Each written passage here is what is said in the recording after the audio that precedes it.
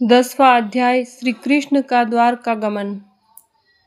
सौनक जी ने पूछा, धार्मिक शिरोमणि महाराज युधिष्ठिर ने अपनी पैतृक संपत्ति को हड़प जाने से इच्छुक आतताइयों का नाश करके अपने भाइयों के साथ किस प्रकार से राज्य शासन किया और कौन कौन से काम किए, क्योंकि भोगों में तो उनकी प्रवृत्ति ही थी ही नहीं। सूत जी कहते हैं, संपूर्ण सृष्टि को उज्जीवित करने वाले भगवान श्री हरि परस्पर की कलहाग्नि से दग्ध कुरुवंश को पुनः अंकुरित कर और युधिष्ठिर को उनके राज सिंहासन पर बैठाकर बहुत प्रसन्न हुए। भीष्म पितामह और भगवान श्री कृष्ण के उपदेशों के श्रवण से उनके अंतःकरण में विज्ञान का उदय हुआ और भ्रांति मिट गई। भगवान के आश्रय में रहकर वे समुद्र पर्यंत सारी पृथ्वी का इंद्र के समान शासन करने लगे। भीमसेन और उनके भाई पूर्ण रूप से उनकी आज्ञाओं का पालन करते थे। युधिष्ठिर के राज्य में आवश्यकता अनुसार यथेष्ट वर्षा होती थी। पृथ्वी में समस्त अभीष्ट वस्तुएं पैदा होती थी। बड़े बड़े धनों वाली बहुत सी गौएं प्रसन्न रहकर गौशालाओं को दूध से सींचती रहती थी। नदियां, समुद्र, पर्वत, वनस्पति, लताएं और औषधियां प्रत्येक ऋतु में यथेष्ट रूप से अपनी अपनी वस्तुएं राजाओं को देती थी। अजातशत्रु महाराज युधिष्ठिर के राज्य में किसी प्राणी को कभी भी आदि व्याधि अथवा दैविक, भौतिक और आत्मिक क्लेश नहीं होते थे। अपने बंधुओं का शोक मिटाने के लिए और अपनी बहन सुभद्रा की प्रसन्नता के लिए भगवान श्री कृष्ण कई महीनों तक हस्तिनापुर में ही रहे। फिर जब उन्होंने राजा युधिष्ठिर से द्वारका जाने की अनुमति मांगी, तब राजा ने उन्हें अपने हृदय से लगाकर स्वीकृति दे दी। भगवान उनको प्रणाम करके रथ पर सवार हुए। कुछ लोगों समान उम्र वालों ने उनका आलिंगन किया और कुछ छोटी उम्र वालों ने प्रणाम किया। उस समय सुभद्रा, द्रौपदी, कुंती, उत्तरा, गांधारी, धृतराष्ट्र, युयुत्सु, कृपाचार्य, नकुल, सहदेव, भीमसेन, धौम्य और सत्यवती आदि सब मूर्छित से हो गए। वे सारंगपाणी श्री कृष्ण का विरह नहीं सह सके। भगवत भक्त सत्पुरुषों के संग से जिसका दुसंग छूट गया है, वह विचारशील पुरुष भगवान के मधुर मनोहर सुयश को एक बार भी सुन लेने पर फिर उससे छोड़ने की कल्पना भी नहीं करता। उन्हीं भगवान के दर्शन तथा स्पर्श से, उनके साथ आलाप करने से तथा साथ ही साथ सोने, उठने, बैठने और भोजन करने से जिनका संपूर्ण हृदय उन्हें समर्पित हो चुका था, वे पांडव भला उनका विरह कैसे सह सकते थे। उनका चित्त द्रवित हो रहा था। वे सब निर्निमेष नेत्रों से भगवान को देखते हुए स्नेह बंधन से बंध कर जहाँ तहाँ दौड़ रहे थे। भगवान श्री कृष्ण के घर से चलते समय उनके बंधुओं की स्त्रियों के नेत्र उत्कंठावश उमड़ते हुए आंसुओं से भर आए, परंतु इस भय से कि कहीं यात्रा के समय अपशकुन न हो जाए, उन्होंने बड़ी कठिनाई से उन्हें रोक लिया। भगवान के प्रस्थान के समय मृदंग, शंख, भेरी, वीणा, ढोल, नरसिंगे, धुंधुरी, नगारे, घंटे और दुदुम्बिया आदि बजने लगे। भगवान के दर्शन की लालसा से कुरुवंश की स्त्रियां अटारियों पर चढ़ गई और प्रेम, लज्जा एवं मुस्कान से युक्त चितवन से भगवान को देखती हुई उन पर पुष्पों की वर्षा करने लगी। उस समय भगवान के प्रिय सखा घुंघराले बालों वाले अर्जुन ने अपने प्रियतम श्री कृष्ण का वह श्वेत छत्र, जिसमें मोतियों की झालर लटक रही थी और जिसका डंडा रत्नों का बना हुआ था, अपने हाथ में ले लिया। उद्धव और सात्यकी बड़े विचित्र चंवर ढुलाने लगे। मार्ग में भगवान श्री कृष्ण चारों ओर से पुष्पों की वर्षा हो रही थी। बड़ी ही मधुर झांकी थी। जहाँ तहाँ ब्राह्मणों के दिए हुए सत्य आशीर्वाद सुनाई पड़ रहे थे। वे सगुण भगवान के तो अनुरूप ही थे, क्योंकि उनमें सब कुछ है, परंतु निर्गुण के अनुरूप नहीं थे, क्योंकि उनमें कोई प्राकृत गुण नहीं है। हस्तिनापुर की कुलीन रमणियां, जिनका चित्त भगवान श्री कृष्ण में रम गया था, आपस में ऐसी बातें कर रही थी जो सबके कान और मन को आकृष्ट कर रही थी।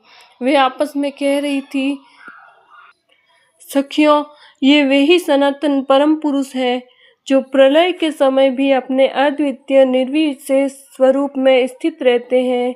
उस समय सृष्टि के मूल ये तीनों गुण भी नहीं रहते। जगदात्मा ईश्वर में जीव भी लीन हो जाते हैं और महत्वादि समस्त शक्तियाँ अपने कारण अव्यक्त में सो जाती हैं। उन्हें ही फिर अपने नाम रूप रहित स्वरूप में नाम रूप के निर्माण की इच्छा की तथा अपनी काल शक्ति से प्रेरित प्रकृति का, जो उनके अंशभूत जीवों को मोहित कर लेती हैं और सृष्टि की रचना में प्रवृत्त रहती हैं, अनुसरण किया और व्यवहार के लिए वेद आदि शास्त्रों की रचना की।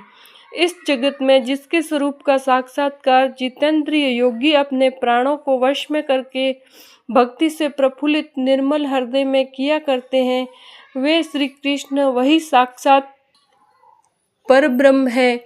वास्तव में इन्हीं की भक्ति से अंतःकरण की पूर्ण शुद्धि हो सकती है, योग आदि के द्वारा नहीं। सखी, वास्तव में ये वही है जिनकी सुंदर लीलाओं का गायन वेदों में और दूसरे गोपनीय शास्त्रों में व्यास आदि रहस्यवादी ऋषियों ने किया है, जो एक अद्वितीय ईश्वर है और अपनी लीला से जगत की सृष्टि, पालन तथा संहार करते हैं, परंतु उनमें आसक्त नहीं होते। जब तामसी बुद्धि वाले राजा अधर्म से अपना पेट पालने लगते हैं, तब यही सत्व गुण को स्वीकार कर ऐश्वर्य, सत्य, रित, दया और यश प्रकट करते और संसार के कल्याण के लिए युग युग में अनेकों अवतार धारण करते हैं। अहो, यह यदुवंश का परम प्रशंसनीय है, क्योंकि लक्ष्मीपति पुरुषोत्तम श्री कृष्ण ने जन्म ग्रहण करके इस वंश को सम्मानित किया है। वह पवित्र मधुवन ब्रजमंडल भी अत्यंत धन्य है, जिसे इन्होंने अपने शैशव एवं किशोरावस्था में घूम फिरकर सुशोभित किया है। बड़े हर्ष की बात है कि द्वारका ने स्वर्ग के यश का तिरस्कार करके पृथ्वी के पवित्र यश को बढ़ावा दिया है। क्यों न हो, वहाँ की प्रजा अपने स्वामी भगवान श्री कृष्ण को जो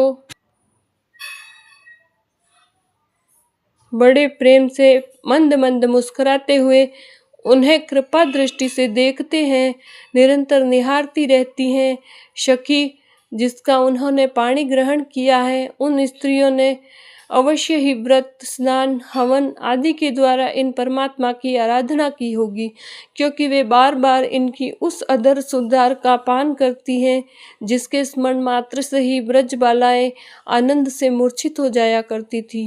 ये स्वयंवर में शिशुपाल आदि मत वाले राजाओं का मान मर्दन करके जिनको अपने बाहुबल से हर लाए थे तथा जिनके पुत्र प्रद्युम्न, सांब, आम्ब आदि हैं, वे रुक्मणी आदि 8 पटरानियां और भौमासुर को मारकर लाई हुई जो इनकी हजारों अन्य पत्नियां हैं, वे वास्तव में धन्य हैं, क्योंकि इन सभी ने स्वतंत्रता और पवित्रता से रहित स्त्री जीवन को पवित्र और उज्जवल बना दिया। इनको महिमा का वर्णन कोई कृपा करे, कोई क्या करे। इनके स्वामी साक्षात कमल नयन भगवान श्री कृष्ण हैं, जो नाना प्रकार की प्रिय चेष्टाओं तथा परिजातादि प्रिय वस्तुओं को की भेंट से इनके हृदय में प्रेम एवं आनंद की अभिवृद्धि करते हुए कभी एक क्षण के लिए भी इन्हें छोड़कर दूसरी जगह नहीं जाते। हस्तिनापुर की स्त्रियां इस प्रकार बातचीत कर रही थी कि भगवान श्री कृष्ण मंद मुस्कान और प्रेम पूर्ण चितवन से उसका अभिनंदन करते हुए वहां से विदा हो गए। अजात शत्रु युधिष्ठिर ने भगवान श्री कृष्ण की रक्षा के लिए हाथी, घोड़े, रथ और पैदल सेना उनके साथ कर दी। उन्हें स्नेहवश यह शंका हो आई थी कि कहीं रास्ते में शत्रु इन पर आक्रमण न कर दें। सुदृढ़ प्रेम के कारण कुरुवंशी पांडव भगवान के साथ बहुत दूर तक चले गए। वे लोग उस समय भावी विरह से व्याकुल हो रहे थे। भगवान श्री कृष्ण ने उन्हें बहुत आग्रह करके विदा किया और सात्विक, उद्धव आदि प्रेमी मित्रों के साथ द्वारका की यात्रा की।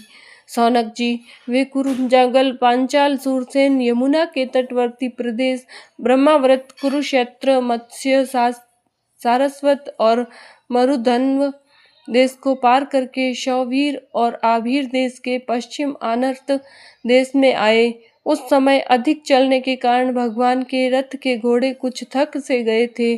मार्ग में स्थान स्थान पर लोग उपहार आदि के द्वारा भगवान का सम्मान करते हैं। सायंकाल होने पर वे रथ पर से भूमि पर उतर आते हैं और जलाशय पर जाकर संध्या वंदन करते। यह उनकी नित्य चर्या थी।